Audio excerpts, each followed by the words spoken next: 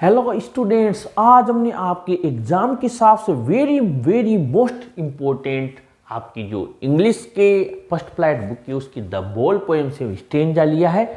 और इस स्टेंजा में आने वाले जो आपके क्वेश्चंस है उन क्वेश्चंस का आंसर आपको कैसे बनाना है, आपको आंसर लिखना आता है निकाल कर पोएम में से तब भी आप लिख कर आएंगे, नहीं आता है तब भी आप लिख कर आएंगे। ये आपके 4 लाइन दी जाएगी, किसी भी पोएम से दी जाएगी। मैंने यहाँ पर द बोल पोएम का लिया है, मोस्ट है। मान लीजिए ये नहीं आता है, हम यहाँ पर मान ले ये नहीं आया, कोई और आ गया, फिर भी आंसर कैसे बनाएंगे वो भी हम ट्रिक आपको बताएंगे। लेकिन सबसे पहले आपको क्या करना है, एक बार ये जो लाइन्स है इन लाइंस को आपको देख लेना, पढ़ लेना अगर आप पढ़ना चाहें तो। लेकिन अगर आपको कुछ भी नहीं आता तो फिर इनसे कोई मतलब नहीं है, आपको मतलब है क्वेश्चन से।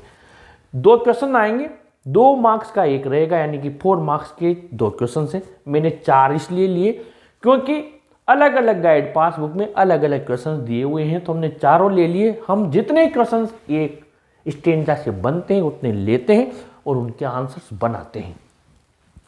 Question 1, Which thought fails to console the boy on his loss? अब मैं ये पढ़ाने का तरीका वहाँ से ले रहा हूँ कि कोई बच्चा इतना वीक है कि उसको पूरा क्वेश्चन समझ में नहीं आता है। इंटेलिजेंट है आप, आपको क्वेश्चन समझ में आ रहा है, बहुत अच्छी बात है। लेकिन मैं पढ़ा उस हिसाब से रहा हूँ। मान लीजिए उस बच्चे को जिसको ये क्वेश्चन पूरा समझ में नहीं आया, लेकिन अब समझते हैं, फिर यहाँ चलेंगे, इसका आंसर बनाएंगे। विच थॉट यानी विचार, सब जानते हैं। फेल होना सब जानते हैं, असफल होना। टू मान लीजिए कंसोल उसको नहीं आया। The boy on is loss यानी लॉस हो गया या नुकसान हो गया, ठीक है। तो उसको ये बात समझ में आएगी, लड़के को कुछ नुकसान हुआ है, उसके बारे में कुछ विचार, ठीक है। इतनी सी बात हमारे समझ में आएगी। अब देखना आंसर बनेगा। नो यूज टू से, नो यूज टू से, टू से, नो यूज सब जानते, टू ऐसा करने का कोई लाभ नहीं है, ये नुकसान हुआ है लड़के को। कोई चीज विचार यानी विचार कहाँ से, कुछ कहना, सोचना, विचार करना। यहाँ पर फेल ऐसा करना, बताना, विचार करना बेकार है, ठीक है। तो यहाँ पर भी वही बात आ रही है। ओ देर आर अदर बॉल्स, कि वहाँ और भी बॉल्स हैं, और भी बॉल से, लेकिन बच्चे को तो वही बॉल चाहिए जो उसने उस नदी में खो दी। अब उसको तो वो बॉल चाहिए, सेम बॉल कहाँ से लाए। अब आपका ये हमने लाइन मिल गई, अभी मिल गया। देखो क्यों मिल गया, क्योंकि कोई लाभ नहीं है, दूसरी बॉल है, ये नुकसान हुआ है। अब हमने पोएम पढ़ के गए तो ये तो पता है कि बच्चे का जो बॉल है वो नदी में चला गया। अब साहब आप समझ गए कि सर ये तो आपने बता दिया, ये भी हमने पढ़ लिया, लेकिन इसको लिखेंगे कैसे, लिखेंगे कैसे कि एग्जामिनर उस बात से खुश हो जाए, सेटिस्फाई हो जाए कि नहीं आंसर सही तरीका लिखा हुआ है, हमें 2 मार्क्स दे दे। यही तो बात है, आइए देखते हैं। तो तरीका मैं आपको बताता हूँ। ये हमने लिखा आंसर, ध्यान से देखना। विच थॉट, विच क्या करता है, कोई भी वर्ड आता है, हाउ, वॉट, हु, ये तो क्या क्वेश्चन बनाने में काम में आते हैं। इनको सबसे पहले हमें हटाना होता है और इस जगह आपको द लगाना होता है। वॉट विच को हटाकर द लगाना होता है। यानी हमने क्या किया, इसको लिखा यहाँ पर द थॉट, विचार, यहाँ पर थॉट लिखा हुआ है, इसको मैं सही कर देता हूँ, थोड़ा गलत लिखा हुआ है, द थॉट, ठीक है।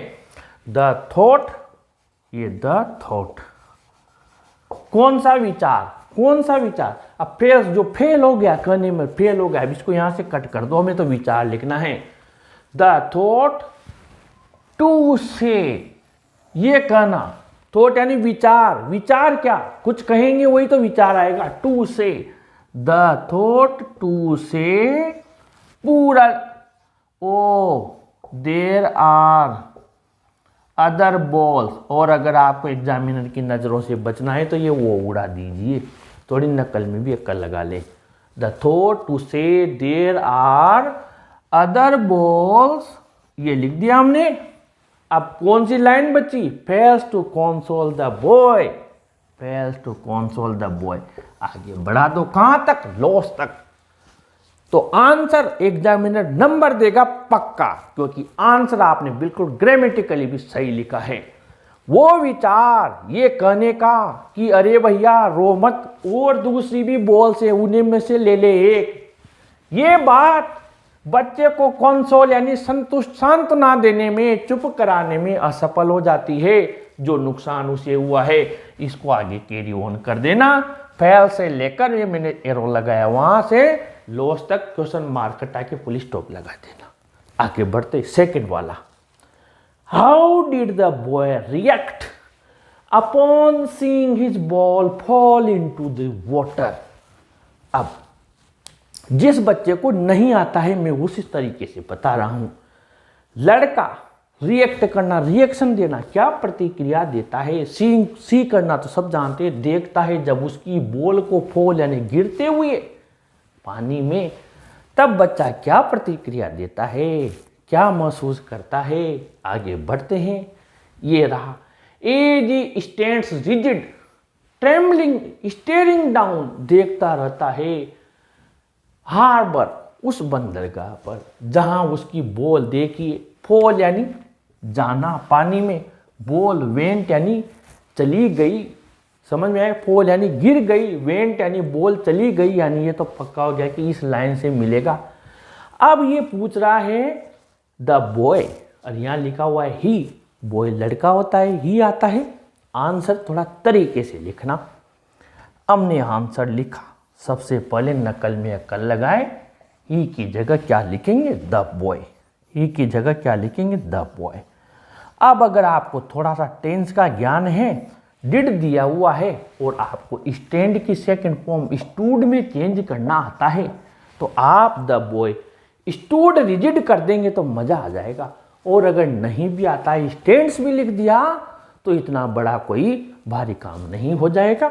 आपने मान लीजिए स्टूड लिख दिया तो बहुत अच्छा, स्टूड नहीं लिखा, आपको इतनी ग्रामर नहीं आती है, आप बिल्कुल लाइन की कॉपी कर रहे हैं, तो फिर आप इसको आगे बढ़ा दीजिए। और आपने इसको आगे बढ़ाया स्टैंड्स, फिर उसके बाद में आपने लिखा रिजिड, रिजिड के बाद आपने लिखा ट्रेम्बलिंग, ध्यान से समझ लेना, ट्रेम्बलिंग, ठीक है। स्टेयरिंग डाउन, स्टेयरिंग डाउन हमने वही लिखा है जो यहाँ लिखा हुआ है।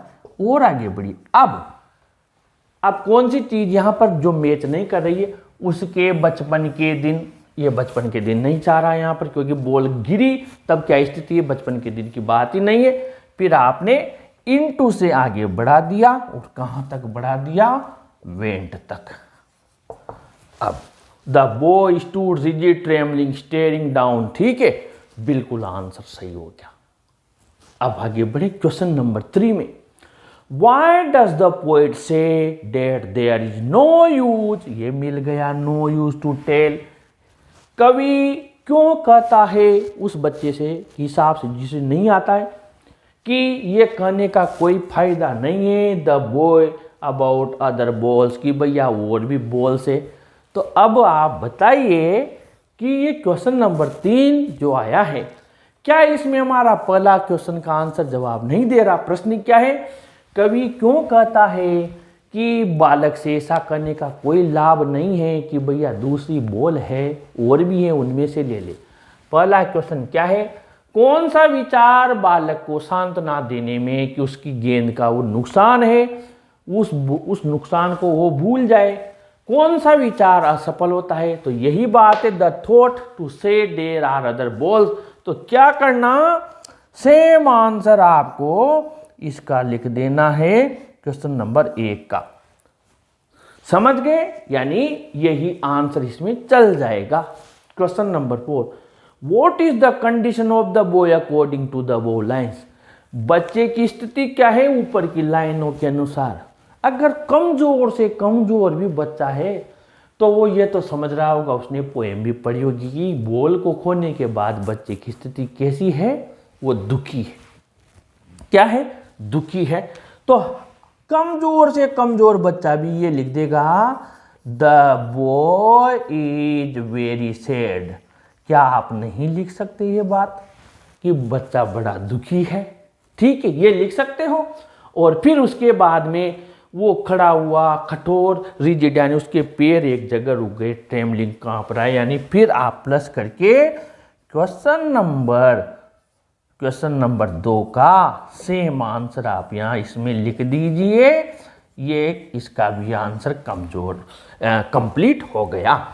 अब आपके 4 क्वेश्चन कंप्लीट हो गए। अब हमने स्टेंजा के ही नहीं, बल्कि इसके स्टेंजा के अलावा अगर क्वेश्चन आया पोएम में से कि बच्चे की कैसी स्थिति थी, तो आप इन चारों जो हमने क्वेश्चन बनाए, यानी कि 2 ही आंसर बनाए 4 क्वेश्चन के, तो इन दोनों का मिलाकर आप एक आंसर लिख कर आ जाएंगे कि बच्चा बड़ा दुखी था। वो हमने कहा कि दूसरी बॉल ले लो, लेकिन वो विचार भी बेकार हुआ, उससे वो संतुष्ट नहीं हुआ, बल्कि वो नदी में जाती हुई बॉल को देखता रहा। वो रिजिड खड़ा हुआ, ट्रेमलिंग, हाथ पैर उसके कांप रहे हैं, और उसको स्टीयरिंग यानी घूर रहा है उस जगह को जहां उसकी बॉल चली गई। ये आपके उस बोर्ड में आने वाले अलग से क्वेश्चन का भी आंसर बन गया। अगर आप इन दोनों का मिलाकर आंसर लिख देते हैं तो इतनी बढ़िया ट्रिक्स हम आपके लिए कंटिन्यू लेकर आते रहेंगे एग्जाम तक।